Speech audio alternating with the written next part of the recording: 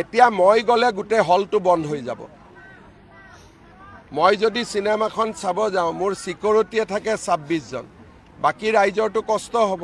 গতিকে কোনোবা এটা দিনত আমি জোনাকী চিনেমা হলত ৰিকুৱেষ্ট কৰি পেলাই স্পেচিয়েলি চাব লাগিব বন্ধু বান্ধৱক লগত লৈ, কাৰণ মই হলত গ'লে তাত চিনেমা নহ'ব, বাকী ৰাইজৰ কষ্ট হ'ব।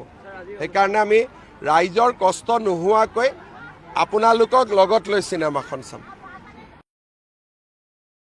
এতিয়া মই গ'লে গোটেই হলটো বন্ধ হৈ যাব।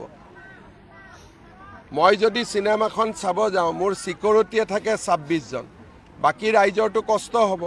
গতিকে কোনোবা এটা দিনত আমি জোনাকী চিনেমা হলত ৰিকুৱেষ্ট কৰি পেলাই স্পেচিয়েলি চাব লাগিব বন্ধু বান্ধৱক লগত লৈ, কাৰণ মই হলত গ'লে তাত চিনেমা নহ'ব, বাকী ৰাইজৰ কষ্ট হ'ব।